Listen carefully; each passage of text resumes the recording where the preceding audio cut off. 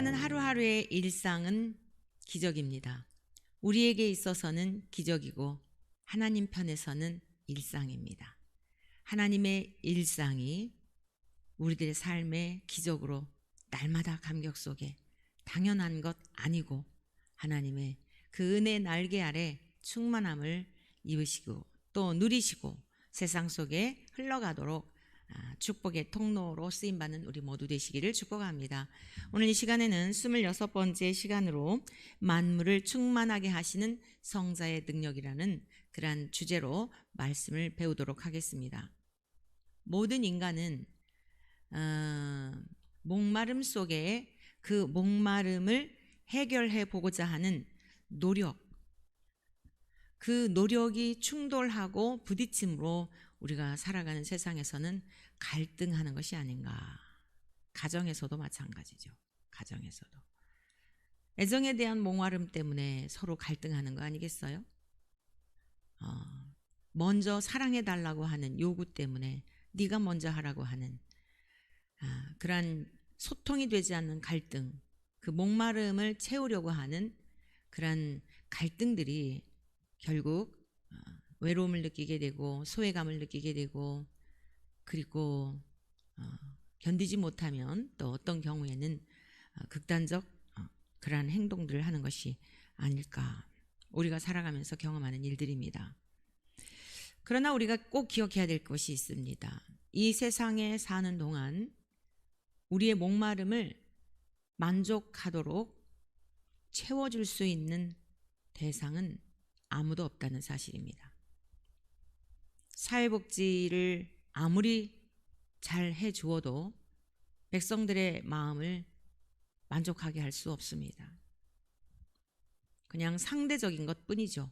이전의 집권자에 비해서 현재의 통치자가 조금 낫다라고 하는 정도이지 100% 만족하게 할 수 있는 그러한 사람은 세상에 없습니다.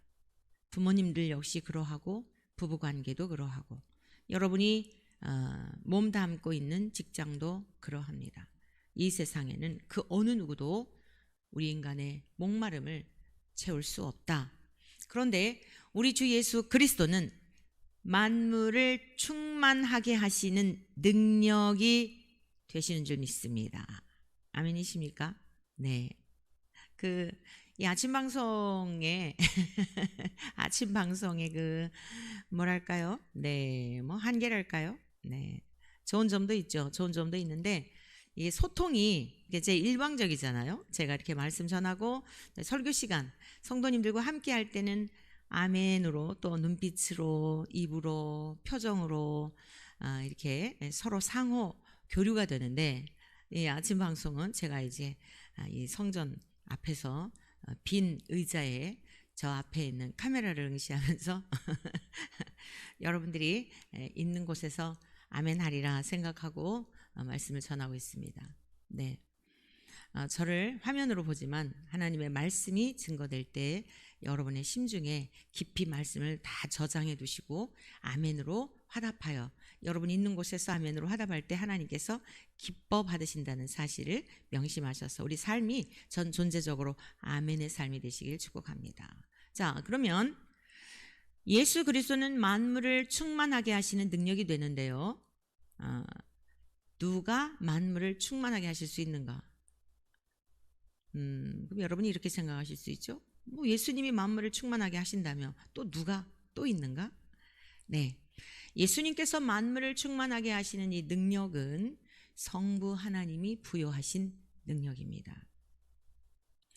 물론 예수님 존재 자체에 충분히 예수님에게도 그러한 능력이 있습니다.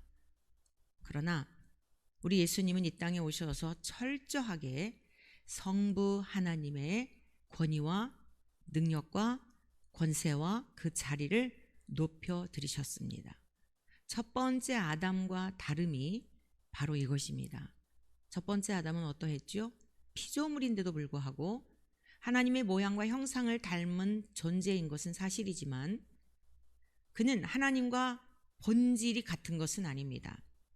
본질이 같은 분은 오직 예수 그리스도 한 분이시고요.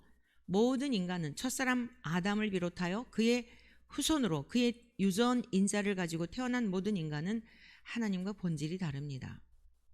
그럼에도 불구하고 하나님과 같아지고자 하는 그러한 마음의 그 욕심, 탐욕, 탐심. 그럼 여러분 이런 생각하실 거예요. 뭐야, 하나님이 그러면 사람의 마음속에 뭐 탐욕도 탐심도 그걸 뭐 불어넣어 주셨나? 하나님께서 말씀하셨죠. 생육하고 번성하여 땅에 충만하라, 땅을 정복하라, 다스리라. 다스릴 수 있는 권세 주신 거예요. 우리 안에 그런 어떤 욕망들이 있지만 육체를 입고 있기 때문에 땅의 흙에서 지음받은 그 존재인지라 욕망이 있지만 정복하고 다스릴 수 있는 능력도 주신 것입니다. 그래서 우리를 로봇과 같이 창조하신 것이 아니에요. 우리를 인격적 존재로 만드셨기 때문에 하나님께서 다스릴 수 있는 그 권세, 내 안에 있는 죄의 본성, 지금은 이제 타락했으니까 자연히 우리에게 죄의 본성이 들어와 있지만 그리고 자유의지가 지금은 훼손이 되어서 온전치 않습니다. 현재는 자유의지가 어느 누구도 온전한 사람이 없어요. 그래서 성령님으로 우리 안에 내주하셔서 하나님께서 우리 안에 성령님을 보내주셔서 성령님의 권능을 힘입을 때에 우리는 우리 자신을 통제하고 죄를 이기고 악을 멀리할 수 있는 능력을 우리가 이제 입게 된 거죠. 내 힘으로 이기는 거 아닙니다.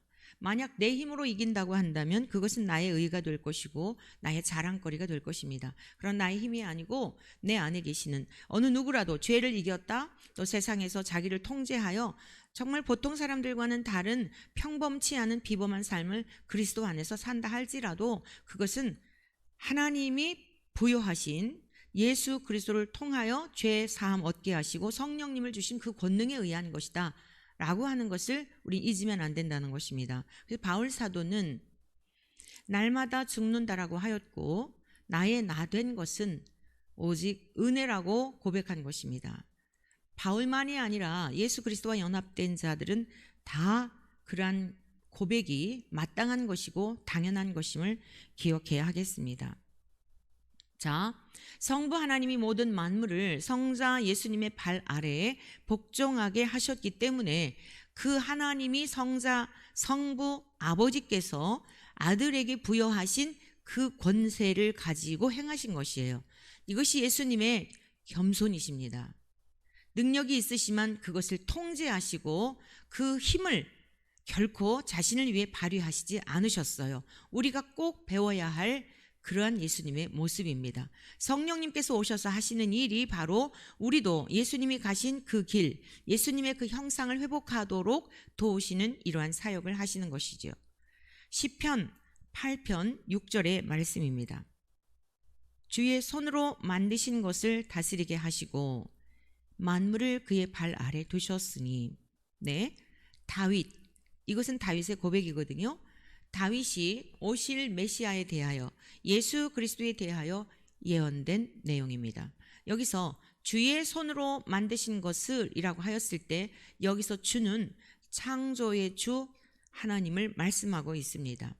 그리고 주의 손으로 만드신 것을 다스리게 하시고 누가요? 성자 하나님께서, 성자 예수님께서 다스리게 하시고 만물을 그의 발 아래 두셨으니 하나님께서 우리 주 예수 그리스도에게 만물을 다스릴 수 있는 모든 권한을 다 위임하신 것입니다.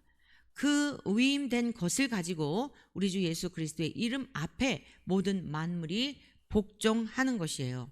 그런데 유일하게 복종하지 않는 피조물들이 있죠. 네, 말씀드리지 않아도 잘 아는 가장 귀하게 지음받은 이 인생들은 하나님 앞에 순복하지도 않고 우리 주 예수 그리스도의 이름 앞에 굴복하지도 않지요. 그나마 감사하고 다행인 것은 저와 여러분들이 우리 주 예수 그리스도의 이름 앞에 굴복하고 우리 주 예수 그리스도의 십자가와 함께 죽어 이 놀라운 은혜를 우리가 지금 누리며 살아가고 있는 것이지요. 고린도전서 15장 27절에서 28절의 말씀입니다. 역시 이 고린도전서 15장은 부활장인데요.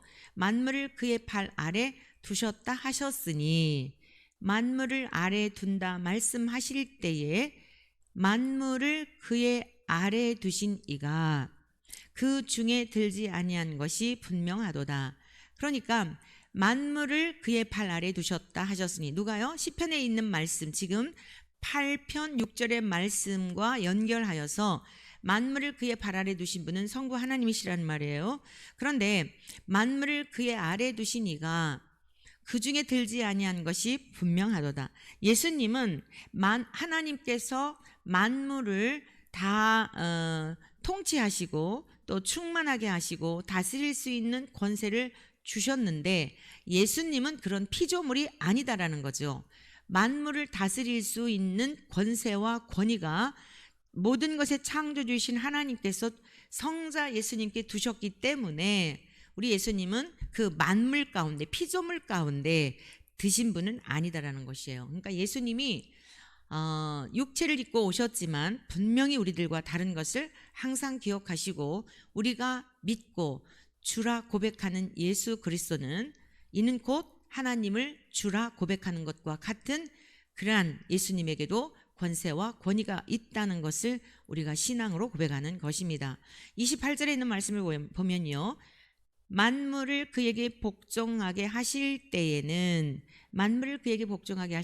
아들 자신도 자 성부 하나님께서 우리 주 예수님에게 만물이 복종하도록 그 권세와 권위를 주셨는데 아들 자신도 우리 주 예수님도요. 그때에 만물을 자기에게 복종하게 하신 이에게 그러니까 예수님이 만물을 복종하게 하신 온 세상 모든 만물이 예수님에게 복종하도록 하나님께서 그 권세와 권위를 주셨는데 그렇다고 하여 예수님께서 우쭐대고 막 높임을 받으시고 영광을 취하시고 하시지 않았다는 거예요.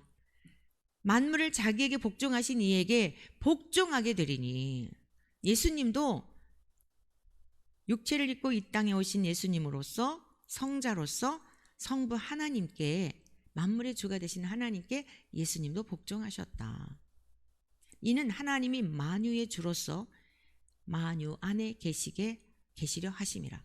그러니까 우리가 지금 이 시대의 타락이 뭐예요? 아니 인류 역사의 타락의 근원이 뭐죠? 교만이라고요. 하나님과 같아지려는 것.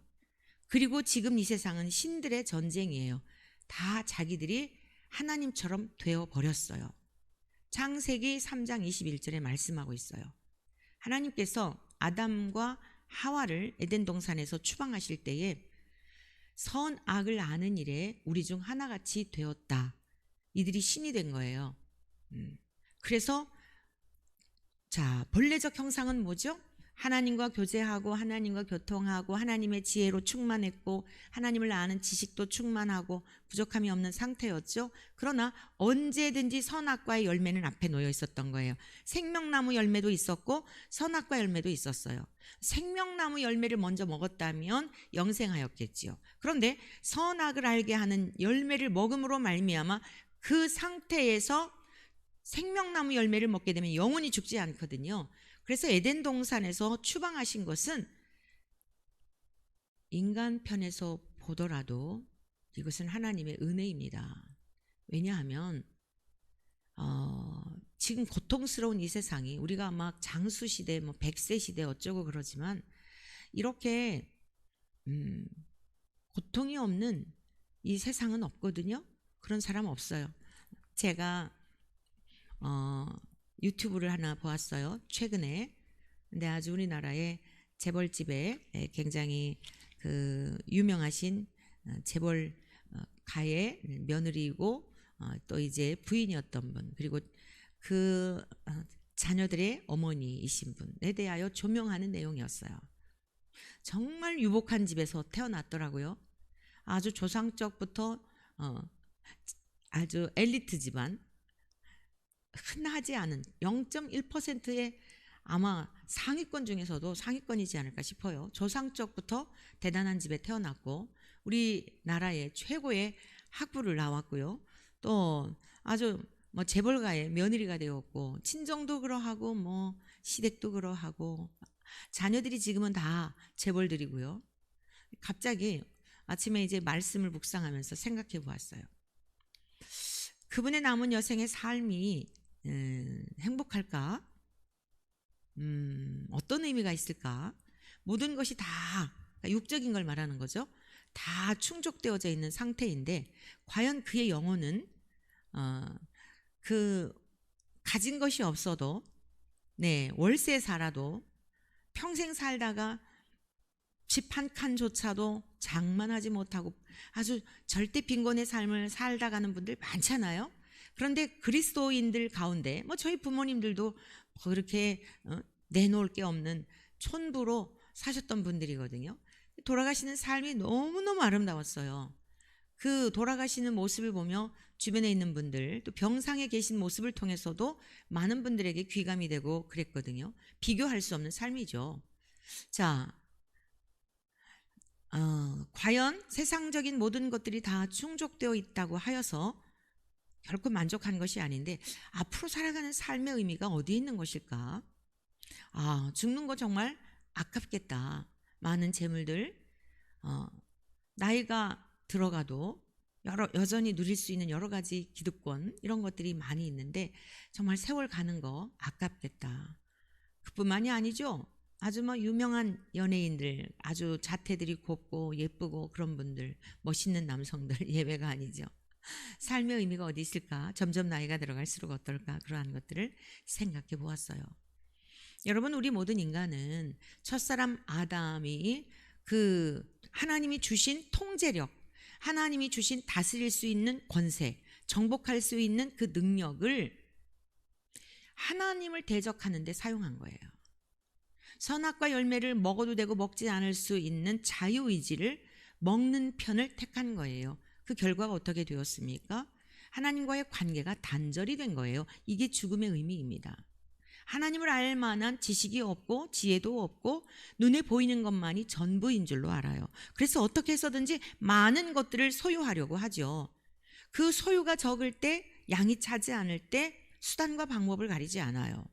자식이 부모 죽이고 부모가 자식을 죽이고 재산 앞에서는 그런 거 없지 않아요? 우리 너무 안타까운 모습 많이 보지 않았습니까? 이게 전부 목마름 때문입니다. 자, 그래서 이 에덴 동산에서 하나님이 그들을 추방하신 것은 이 목마름 상태에서 계속 산다고 생각해 보세요. 선악과 열매를 생명나무 열매를 먹었다면 영생하게 되는 것이거든요. 물론 그것은 우리 주 예수 그리스도를 예표하고 있는 것입니다. 이러한 상황 속에서 이 세상 계속 천년만년 산다는 것은 그건 지옥인 것입니다. 이후에 영원한 세계 지옥에서 그렇게 사는 거예요. 근데 하나님께서 그 삶에서 우리를 건져주신 거죠. 누구를 통해서요? 예수 그리스도를 통해서. 근데 예수님은 단순히 우리를 위해 십자가에서만 죽으신 것이 아니라 오늘 첫사람 아담이 철저하게 하나님 앞에 불순종하고 불신하고 패역한 길을 갔던 그 길이 아니라 십자가에서만 죽으심이 아니라 예수님은 철저하게 모든 삶의 발자취가 만물을 복종하게 하시는 이에게 예수님 자신도 복종하셨다는 거예요. 얼마만큼이요? 십자가에서 죽기까지 자신을 낮추어 하나님과 동등됨을 취할 것으로 여기지 아니하시고, 저와 여러분들이 배워야 할 것이 바로 우리 주 예수 그리스도를 통하여 구원을 받았다고 한다면 예수님의 의가 전가되어서 우리도 이러한 성품, 이러한 예수님의 겸손, 예수님의 이러한 온유함, 이것 그대로 우리가 배워야 하고 우리 힘으로는 안 되기 때문에 매 순간마다 성령님을 구하여야 할 줄로 믿습니다. 자, 골로새서 1장 15절 16절의 말씀입니다. 그는 보이지 아니하는 하나님의 형상이시요. 제가 이 말씀을 매우 자주 인용합니다. 예수님은 이 땅에 오셨지만 보이지 않는 하나님의 형상이십니다. 그래서 예수님을 보면 하나님을 보는 것이에요. 모든 피조물보다 먼저 나신 이시니, 이 세상이 있기 전부터 계셨다는 걸 말씀합니다. 만물이 그에게서 창조되되 하늘과 땅에서 보이는 것들과 보이지 않는 것들과 혹은 왕권들이나 주권들이나 통치자들이나 권세들이나 만물이 다 그로 말미암고 그를 위하여 창조되었고, 이 말씀은 예수 그리스도에 관한 말씀인데 만물이 다 예수님을 위해서 창조되었다는 거예요. 통치자나 권세나 모든 것이 다 그렇다는 거예요. 또한 그가 만물보다 먼저 계시고 만물이 그 안에 함께 섰느니라. 이러한 분이에요, 예수님이. 그런데 앞서 그 고린도전서에서 뭐라고 말씀하셨어요? 만물이 예수님께 복종하게 되지만 예수님은 만유의 주가 되시는 하나님 앞에 철저하게 복종하셨다는 거예요. 첫사람 아담은 어떻게 했어요? 대적했단 말이에요. 부족함이 없도록 창조된 첫사람 아담은 하나님을 거슬러 대적하고 하나님을 높여드리지 아니하고 순복하지 아니하였으나 우리 주님 두 번째 아담, 참 아담의 모습으로 오신 예수님은 온전히 이렇게 성부 하나님께 순복하셨다.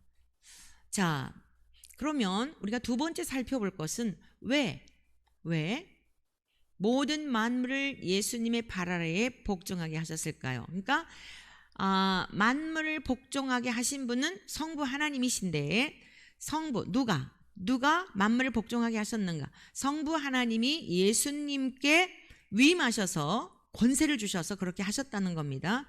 그런데 왜 모든 만물을 예수님의 발 아래 복종하게 하셨는지 에베소서 1장 22절, 이제 우리 다시 에베소서의 말씀으로 돌아갑니다.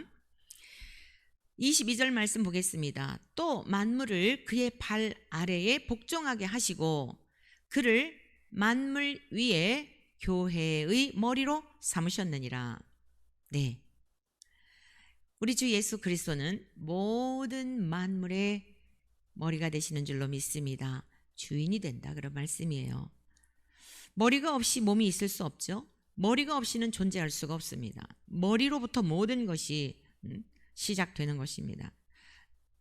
지금 갑자기 든 생각인데요. 아기들이 세상에 태어날 때 어디부터 나오죠? 머리부터 나오죠. 다리부터 나오면 큰일 나죠. 네, 머리부터 나옵니다. 머리는 생명을 관장하고 있는 그런 기관입니다. 그래서 이 뇌종양이나 뇌암이나 이런 경우에는 전이가 없다 그래요. 생명을 관장하고 있는 부위이기 때문에. 자, 예수 그리스도는 만물의 머리가 되시고 주인이 되실 뿐 아니라 또한 교회의 주인이십니다. 이는 모든 통치의 권한이 예수 그리스도에게 있다는 말씀이에요. 그래서 우리 교회의 주인, 이 땅의 모든 교회의 주인 예수 그리스도이십니다.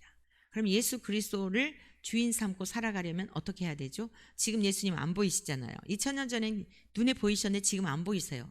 지금은 어떻게 해요? 성경을 주셨잖아요.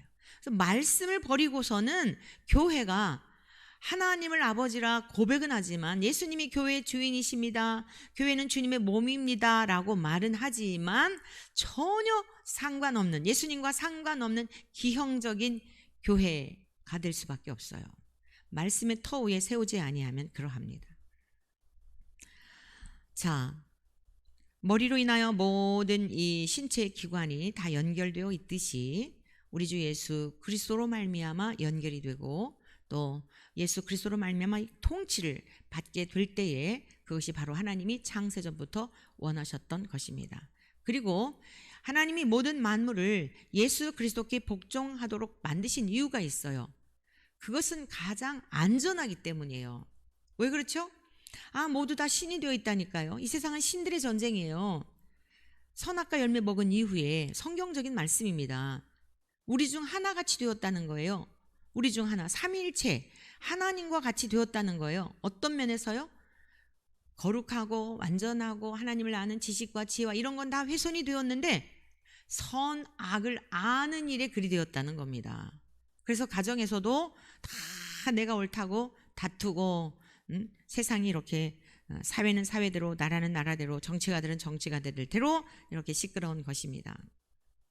그러나 우리 주 예수 그리스도께 모든 만물이 순복하게 될 때에 교회가 하나님의 말씀의 터 위에 세워지게 될 때에 그것이 참된 교회의 모습이고 진정으로 예수님을 교회의 머리로 몸된 교회로서의 사명을 감당하는 마땅한 것입니다. 그 안에 우리는 행복을 누리면 되는 거예요. 주님의 지체된, 여러분 몸이 건강하면 다 건강하잖아요. 생각도. 아니 물론 뭐 몸이 건강하다 그래가지고 다 건강한 건 아닌데 그리스도 안에서 말하는 거예요. 우리가 그리스도 안에서 그리스도로 말미암아 하나님 나라를 소유하였고 하나님 나라가 이미 임하였고 우리는 날마다 세월이 가는 것이 기대가 되지 않아요? 여러분 제가 앞서 잠깐 어떤 이제 재벌가를 잠깐 소개해드렸지만 정말 세상에 있는 것이 많기 때문에 두고 가야 할 것 생각하면 아까울 것 같아요. 제가 그러한 자리에 있다 하더라도 하나님 없이 사는 삶이 세상이 전부이잖아요. 다 누려보았고 아주 세상적인 그 맛있는 것, 맛있는 정도가 아니라 아주 몸에 좋다는 것은 다들 드셔보지 않았겠습니까? 재벌에 계신 분들 그 돈 다 어디에 못 쓰겠어요. 뭐 다 일하는 분들 계실 테고. 그런데 다 누려보고 다 먹어보고 다 가져보고 했는데 세월이 자꾸 간단 말이에요. 얼마나 두렵겠습니까? 아깝지 않겠어요? 롯의 처와 같이 두고 갈 거 아깝지 않겠어요? 자, 그런데 그리스도인이 다른 게 뭐죠? 나사로와 같은 삶이어도 다른 것이 무엇입니까? 우리는 이 세상이 목적이 아니에요. 이 세상에 살 동안에 오히려 사람들이 조롱하고 비아냥거리고 야 무슨 죽은 다음에 천국이고 지옥이 있단 말이냐, 말 같지 않은 소리 하지 말아라 라고 하면서 조롱하고 비아냥거렸던 그 사실, 여러분 그러한 막연했던 것이 사실이 되는 그 세계가 기다리고 있잖아요. 그러니까 세월이 갈수록 기대가 되는 거예요. 죽음의 시간이 다가올수록 기대가 되는 거예요. 요즘은 뭐 정말 제가 어제 그랬나요? 월화수목금 토 주일 주일을 우리 계속 살아요. 말씀을 이렇게 전하는 삶이 얼마나 행복합니까? 그런데 어떨 때는 고단하다 이런 생각이 들 때가 있어요. 쉬고 싶다 그런 생각이 들 때가 있어요. 네. 하여간 젊은 날엔 젊은 날대로 그렇게 살아왔어요. 왜냐? 아버지가 학교를 안 보내주셨다 그랬잖아요. 중학교 졸업 이후에. 그래서 이제 물론 서울에 와서는 편안하게 이제 오라버니가 이제 좀 유복하게 사셔서 편안하게 살았죠. 그리고 이제 이제 신학교 다닐 때 치열하게 학비 벌면서 또 저녁에 공부하면서 정말 별보기 운동하면서 내가 왜 이렇게 살아야 되지? 아주 치열하게 살아왔어요. 자, 치열하게 살아오고 그 다음에 결혼하고서도 또 하나님의 부르심이 있어서 결혼하고서도 그렇죠. 여기까지. 그런데 잠깐 오늘 아침 방송 때문에 나오면서도 생각했는데 은혜로 하는 거지 어찌 이게 내 힘으로 하는 것일까? 절대로 이건 인간의 힘으로 할 수 없다. 우리가 성경 한 권을 낭독했잖아요. 낭독해서 유튜브에 올려놨는데 그 일도 떠올랐어요. 사람의 힘으로 하는 게 아니에요. 그때는 또 광화문 광장에서 아침 그 11시에 이제 나가서 기도회를 매주 월요일마다 기도회를 했었는데 어떤 날은 너무너무 피곤해가지고 그뿐만이 아니죠. 여러 가지 또 막 아주 분주한 일들이 많았어요. 그런 중에 저녁에 11시 넘어서 성경을 낭독하면 읽으면서도 좋는 거예요. 그런데 어찌됐건 한 권을 다 낭독을 해놨어요. 우리 이제 자녀들이 또 성도님들이 목회자의 목소리로 그 성경을 읽게 되니까 굉장히 친근감을 느낀다 그러는데 은혜로 하는 거예요. 이 아침 방송도 은혜로 하는 거예요. 또 뭐 광장에 나가서 이제 또 기도회 하는 거 은혜로 하는 거예요. 은혜로. 정말 은혜라고밖에는 해석할 수가 달리 설명할 길이 없어요. 그런데 사실 육체는 좀 고단하고 좀 그렇지만 여러분 영은 어떨까요? 너무 충만하고 너무 기쁜 거예요. 그러니까 우리가 영의 지배를 받게 돼 있는 거예요. 영의 지배를 혼이 받고 혼의 지배가 육체를 영혼육을 떼어놓고 말할 수는 없는데 지금 원래 하나님이 아담과 하와를 창조하시고 그 하나님의 동산에서 에덴 동산에서 살 때는 영이 죽어있는 상태가 아니었잖아요. 그러니까 하나님과 함께 늘상 교제하면서 아담아 부르시면 네 얼마나 그 정말 행복한 가정의 모습입니까? 이 땅에서도 우리가 회복해야 할 그런 가정의 모습이죠. 그리고요 노동이라고 하는 것은 본래 하나님이 그 주신 거예요. 우리가 먹고 아무것도 안 하는 거 아닙니다. 에덴 동산을 일구어야 했지요. 일구어야 하는데 그냥 놀고 있다? 아닙니다. 노동은 매우 중요한 것이에요. 그런데 문제가 뭐예요? 타락 이후에 굉장히 힘들게 된 거예요. 마음이 힘들고 몸도 고단하고 무엇 때문에 힘드냐면 영이 죽어있는 상태이기 때문에 힘든 거예요. 하나님으로부터 공급해 주시는 힘을 받지 못하고 차단이 되어 있기 때문에 육적인 노동만 있고 하니까 고달픈 거예요. 노동을 하면서도 하나님과 교제하고 교통하는 시간이거든요. 밭을 일구면서 주님이 설교하신 말씀이 뭐예요? 네 가지 밭에 땅에 뿌려진 그 씨앗의 비율을 보면서 농사를 지으며 뭘 하죠? 농사를 지으면서도 나는 지금 옥토밭인가, 나는 길가밭인가, 밭을 일구면서도 그리하실 거 아닙니까? 깨달을 거 아니겠어요? 그런데 여러분, 그런데 지금 문제가 무엇인가 하면은 영이 죽어 있기 때문에 노동만 하는 거예요. 너무 힘든 거죠. 농사를 짓는 분들, 본래 농경 문화였습니다. 하나님이 주신 것은. 그런데 이 본래 농경 문화였는데 너무 이게 힘든 거예요. 농경 문화를 통하여서 하나님이 열매를 맺게 하시는 걸 보면 너무 감격스럽잖아요.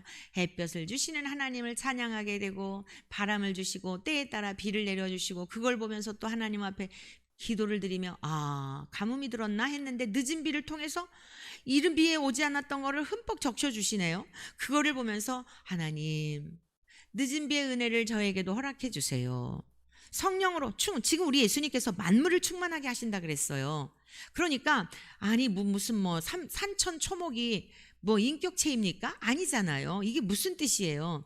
그 모든 만물을 통하여 하나님께서 우리에게 주시는 메시지가 있다고요. 그것이 신은 아닌데 로마서 1장에서 말씀하고 있잖아요. 하나님의 신성이 모든 만물 가운데 분명히 보여져 누구도 핑계할 수 없다. 성경을 모르는 사람도, 교회를 안 다니는 사람도, 하나님에 대하여 듣지 못한 사람일지라도 너희들이 만물의 모든 되어지는 일들을 보며 하나님을 부인할 수가 없다라고 말씀하시는 겁니다. 지는 낙엽을 보면서도 내 인생을 깨달을 수 있는 거예요. 청청했던 잎이 봄날에는 작은 새순이더니 어느새 저렇게 청청한 잎을 띄우고, 지금은 이제 막 진녹색으로 이렇게 가잖아요. 어느새 이렇게 가을 낙엽이 되어 떨어지는구나. 내 인생도 그러하지. 어머니의 슬하에서, 부모님의 슬하에서 새싹과 같은 내가 벌써 이렇게 중년을 지나 노년이 되었는데 저 낙엽이 뒹굴다가 티끌로 사라지지만 나는 그러하지 않지. 하나님의 사람들은 낙엽 하나를 보면서도 하나님을 찬양할 수 있는 것입니다. 주님, 저 낙엽의 존재나 나나 다를 것이 없지만 땅의 티끌에 지음받은 인생이나 하나님의 형상과 모양을 따라 지음받고, 그리고 그 형상이 죄 때문에 깨어졌는데 예수님으로 인하여 회복이 되어서 하나님과 교제할 수 있는 제 영을 살게 하여 주시고 주의 영이 제 안에 계시니 얼마나 감사합니까? 만물을 충만하게 하신다는 것을 여러분 아주 막연하고 추상적으로 이해하시면 이 말씀은 그 깊이가 우리에 와닿지를 않아요. 풍성함을 누릴 수가 없어요. 농사를 짓는 분들이 돌짝밭을 보면서 그리스도인이라고 생각해 보세요. 이 돌짝밭을 일구는데 너무 힘든 거예요. 주여, 제 마음이 이렇게 딱딱한 것은 아닐까요? 이 돌짝밭을 일궈야 이 씨앗이 들어가잖아요. 하나님, 제 마음이 돌짝밭이 되지 않게 해주세요. 밭을 일구면서도요, 제 심령은 어떤 밭일까요? 보니까 또 한켠에는 옥토밭이에요. 막 그냥 얼마나 씨앗을 잘 스미고 날이 갈수록 쑥쑥쑥 자라는 거예요. 하나님, 저에게도 이렇게 옥토밭이 되게 해주세요. 농사를 지으면서도 그게 예배자의 삶입니다. 그게 찬송의 삶이에요. 하나님이 인생을 지으신 목적이 뭐라 그랬어요? 찬송을 부르게 하시려고. 우리가 곡조 있는 찬송만이 아니라 일상에서 농사를 지으면서도 또 어부의 비유를 하셨잖아요. 어부가 그물을 던져요. 물고기의 그 비유를 하셨는데 어부가 물고기를 낚아요. 자, 그물을 던졌는데 엄청난 물고기가 잡혔어요. 그리고서는 보니까 막 싱싱하고 살아있고 막 잘 자라서 크고 하는 거 볼 때 얼마나 가슴이 뛰고 벅찰까요? 어부는 그런 거 잡으려고 하는 거잖아요. 그게 업이잖아요. 그런데 보니까 잔뜩 그물에 걸려들었는데 고기도 큰 것도 있는데 이게 다 죽었네요. 자라지 못해가지고 작은 잔챙이들이 파닥파닥 하고 있기는 있는데 살아있기는 한데 너무 작아가지고 쓸모가 없네요. 어떡하죠? 버리게 되잖아요. 그리스도인이라면 무슨 기도가 나와요? 주여, 아무리 큰 물고기일지라도 죽어 있으니까 생산 가치가 없군요. 판매할 수가 없군요. 버릴 수밖에 없군요. 오히려 썩으면 더 악취가 나겠지요. 살아있지만 작은 거 파닥파닥 뛰기만 하고 있는 그런 걸 보면서 이걸 어찌 장터에 갔다가 팔 수가 있겠습니까? 쓸모가 없군요. 죽어 있는 것도 쓸모가 없고 살아있는 것 같으나 작은 것도 쓸모가 없군요. 하면서 버리는 거예요. 주님이 그런 비유를 하신 겁니다. 어렵게 설교하신 게 아니에요. 하나님의 말씀을 자꾸 뱉어버리고 내 마음에 받지 아니하고 듣고 싶은 것만 들으려고 하니까 그런 것이지. 예수님 존재 자체를 모셔드리고 예수님과 함께 동행하며 사는 삶을 원하는 게 아니라 예수님의 이름을 빌어서 기도해갖고 내가 필요한 거, 지금 돈이 필요한데 그거 해결하는 거, 당장 이제 또 말 되면은 카드값 해야 되는데 그거 한 거, 하루살이처럼 여러분들이 이러한 것들만 구하기 때문에 만물을 충만하게 하시는 하나님의 영광을 누리지 못하는 거예요. 자, 상인들은 어때요? 어떤 분들은 그 골동품을 모으는 분들이 있잖아요. 최근에 일이 있었던 분인데 어떤 그림 하나를요, 뭐 이렇게 아주 헐값을 싼 거예요, 다른 나라에서. 근데 나중에 그거 보니까 진품이어가지고요, 막 수천만 원. 골동품 그런 거 이렇게 또 뭐 시계였대나 뭐였대나 또 뭐 그래가지고 몇 천만 원 횡재 만난 거죠. 자, 상인의 비유도 말씀하셨잖아요. 좋은 진주를 구하는 상인과 같으니 진짜 진귀한 거 그걸 구하려고 오늘은 이 도시 저 도시를 다니는 거예요. 왜요? 투자 가치가 있으니까. 그러면서 그러한 것을, 진귀한 것을 찾는 사람이 그리스도인이라면, 영이 깨어 있다면, 만물을 충만하시는 이의 은혜 아래 있다고 한다면 무슨 생각을 해요? 주님은 오늘 저를 보시며 어떤 마음이실까요? 주님께서 저를 보실 때에 정말 진귀한 보석과 같이 그렇게 희귀한, 하나님이 보시는 건 딱 하나거든요. 믿음이 없이는 하나님을 기쁘시게 못하나니. 하나님 편에서 보시기에 제가 지금 어떠한 사람인가요? 도금해 놓은 이미테이션이라 그러잖아요. 가짜인데 겉에 금처럼 이렇게 발라놓은 거. 아무리 커도요, 가치가 없는 거예요. 아무 쓸모가 없는 거예요. 잠깐 필요해서 전시용으로 전시해 놨다가 나중에 아주 폐기하지 뭐 하겠습니까? 작은 것일지라도 인내와 고통과 괴로움의 시간을 잘 견뎌낸 진주, 조가비 속에서 그 작은 한 알의 모래알이었지만 잘 견뎌낸 그런 진주, 그 구하는 그런 상인은 어떠해요? 주님, 힘들고 어려운 인생길 잘 견뎌내게 해주세요. 자, 그렇다고 한다면 이렇게 우리의 모든 일상에서 충만한 삶을 살기를 원하시는 거예요. 삶을 누리기를 원하시는 거예요. 그러면 어떻게 충만하게 할 수 있을까요? 충만한 삶을 살 수 있을까요? 에베소서 1장 23절의 말씀입니다. 교회는 그의 몸이니 만물 안에서 만물을 충만하게 하시는 이의 충만함이니라. 우리가 이제 오늘 에베소서 1장을 마치게 되었어요. 1장을 마치게 되었는데 정리를 좀 하겠습니다. 에베소서 1장 1절에서 2절의 말씀은, 특히 1절의 말씀은 나는 누구인가라고 하는 정체성에 대해서 배웠습니다. 예수님이 우리를 구원해 주신 구원의 감격이 있을 때 우리의 상처, 열등감, 피해의식이 치유가 돼요. 상담이나 어떤 건 한계가 있어요. 인문학이라고 하는 것은 한계가 있어요. 왜 그러냐? 사람에게서 나온 것이기 때문이에요. 그러나 신학, 성경을 바탕한, 요즘 신학도 너무 왜곡되었어요. 인문학이 들어와서 다 혼합주의가 되어버렸어요. 이 성경, 하나님이 주신 변개할 수 없는 진리의 말씀을 통하여 근원적인 인간의 문제가 왜 오늘과 같은 형태가 되었는지를 깨닫게 하시잖아요. 아니, 기록되었잖아요. 그리고 기록된 말씀이 전파될 때 믿게 하시지요. 믿을 때에 성령으로 인쳐주신다고요. 그럼 성령님이 인쳐주셨다는 게 뭐냐면 성령님이 우리 안에 내주하신다는 뜻이에요. 그런데 성령님이 우리 안에 내주하셔서 우리가 이제 그때 인쳐주실 때 우리의 이름이 하늘나라 생명록에 기록이 된 거예요. 이걸 물과 성령으로 거듭났다라고 그렇게 말씀할 수 있어요. 예수님이 말씀하신 물과 성령으로 거듭나지 않으면 하나님 나라 들어갈 수 없다 이렇게 말씀하셨죠. 하나님 나라에 들어갈 수 없어요. 성령으로 거듭나지 아니하면. 진리의 말씀의 터 위에 물은 하나님의 말씀을 의미하기도 합니다. 물과 피로 임하신 예수 그리스도, 말씀이 육신이 되신 예수 그리스도를 말하는 거예요. 말씀과 성령, 예수님과 성령을 통과하지 않고는 하나님 나라에 갈 수가 없어요. 삼위일체를 부정하고서는 절대로 성경을 바로 해석할 수도 없고 믿을 수도 없고 믿어지지도 않아요. 하나님만 얘기하는 거 유대인들이에요. 여러분 지금 또 이슬람이 지금 굉장히 심각한 문제인데요. 오히려 이 사람들은요, 무하마드가 기독교인들과 유대인들에게 이슬람 교리를 알라를 가르쳤다 이렇게 이 사람들은 얘기를 하거든요. 전부 다 이거는 아니에요.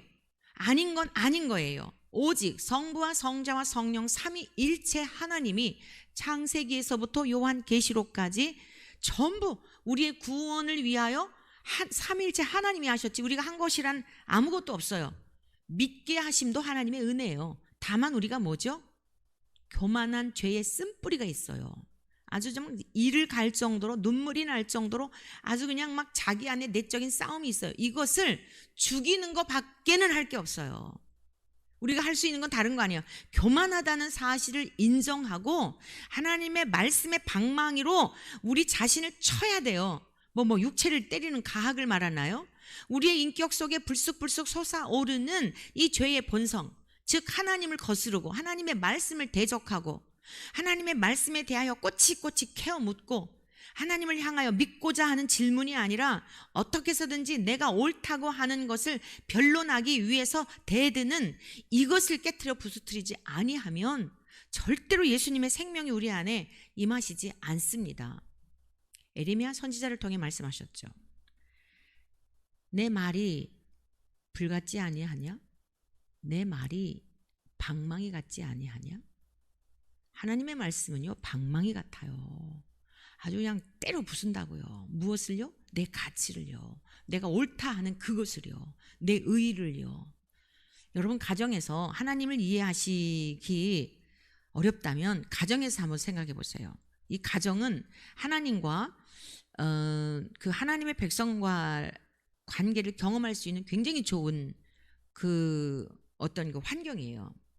여러분 가정에 자녀들을 키울 때 순종하는 아이가 있죠. 엄마가 뭐라고 얘기를 했는데 너 공부를 좀 해라. 너 지금은 그거 유튜브 볼 시간 아니야. 그랬어요? 그러면 여러분이 뭘 원하죠? 네, 알겠습니다 하고 딱 끄고 책상으로 돌아가는 거 원하잖아요. 그런데 이 아이가 왜 공부해야 되는데? 엄마는 왜 이렇게 사사건건 나한테 내가 하는 거 다 못하게 하는데? 여러분 이게 지금 우리들이라고요. 그걸 다 설명해 줄 수 있어요? 네가 지금 유튜브를 보면 안 돼. 네가 지금은 공부해야 될 시간이야. 라고 하는 이 두 마디 속에는 이 아이의 장래에 대한 길이 어떤 길이 좋은 길인지를 내포하고 있는 것이에요. 네가 지금 유튜브 그거 쓸데없는 거 게임하고 있고 오락하고 있는 건 너의 지금 정신 혼을 재밌게 할지는 모르지만 아무것도 남는 게 없어. 오히려 너는 중독이 되어서 나중에 네가 집중해서 공부를 하고 네 앞가름 엄마 아빠가 이 땅에 없을지라도 네가 장차 너 스스로 독립적으로 살아가야 할 텐데 네가 그런 삶을 살기 위해서는 지금부터 네가 쌓아 올려야 하는 기초가 있는 거야. 가나다라라도 배워야 될 거 아니야. 책이라도 읽어야 될 거 아니야. 네가 무슨 대단한 사람이 안 되더라도 기본적으로 편지라도 쓸 수 있어야 될 거 아니야. 편지라도 읽어야 될 거 아니야. 많은 이야기가 책상에 가서 앉으라는 얘기 속에 들어있는 거예요. 그렇지 않아요? 그걸 일일이 다 설명을 해주다 보니 어떻게 되죠? 다툼이 되고 싸움이 되는 거예요. 그럼 나중에 반복해서 얘기했는데도 이 아이가 계속 내가 이거 왜 보면 안 되지? 그런다면 여러분 어떻게 해야 되겠어요? 5번, 6번 했는데도 계속 그러면 어떻게 하겠어요? 그걸 유기라고 하는 거예요. 그래, 네가 알아서 살아봐. 네 마음대로 살아봐. 그게 방치예요. 그게 바로에게 하나님께서 10가지 재앙을 마지막 장자를 죽일 수밖에 없었던 그게 하나님 마음이에요. 그 바로가 바로 우리네 인생들이에요. 그 놀라운 초자연적인 기적을 보면서도 창조주 하나님이심을 드러내는 것을 눈에 보면서도 강팍한 바로가 계속 대드는 거예요. 내가 왜 이스라엘 백성들을 내보내야 되죠? 이 사람들 내 종인데. 아니, 내가 만들었거든. 하나님이 내가 만들었다고 그 모든 막 우박 덩어리를 보내주시고 막 메뚜기가 다 막 밥상에 올라오고 티끌이 이가 되고 이런 게 왜 보내주신 거예요? 창조주 하나님인 것을 보여주신 거예요. 이 이스라엘 백성들 내 소유다라고 하는 걸 보여주신 거예요. 네가 티끌이 이가 되게 할 수 있냐? 가려우면서도 그러면서도 깨닫지 않는 게, 아니 돌이키지 않는 게, 인정하고 굴복하지 않는 게, 이게 인간이라고요. 여러분, 하나님의 말씀 어렵게 생각하지 마세요. 아주 쉬워요. 지금 제가 예를 들었잖아요. 농부의 비유, 어부의 비유, 장사 상인, 비싼 진주를 구하는 상인의 비유, 누구라도 알아들을 수 있는 그런 말씀을 하신 거예요. 근데 인간들이 왜 이 충만함을 못 누린다고요? 대들어요, 자꾸.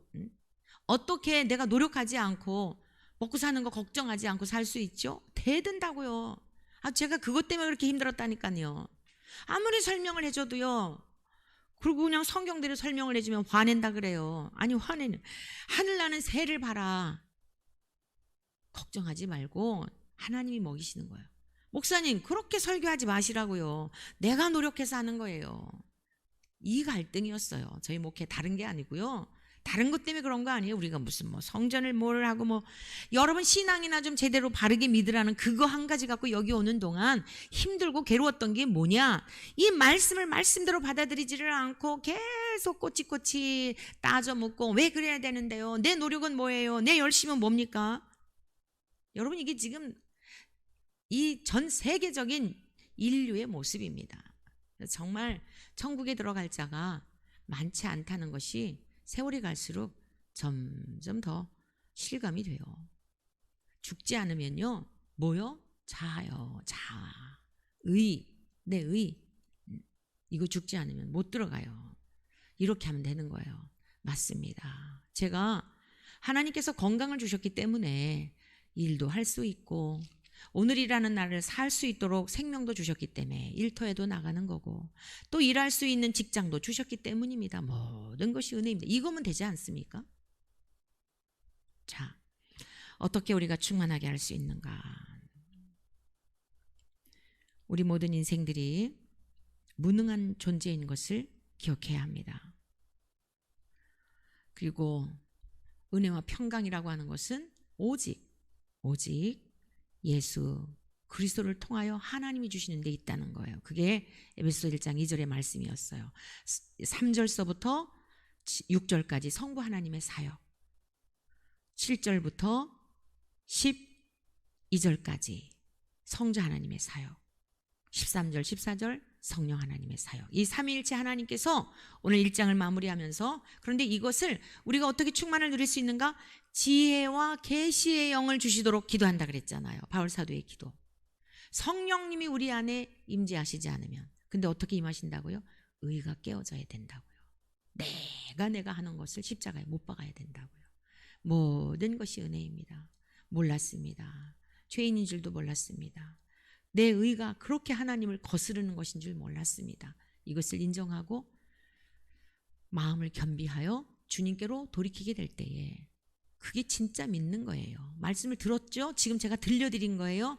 그걸 들었다면 믿음으로 받아들이고, 또 마음에서 막 한켠에서 또 막 이게 막 하고 싶은 얘기가 있을 거예요. 그것을 가지고 그냥 인정하는 거예요.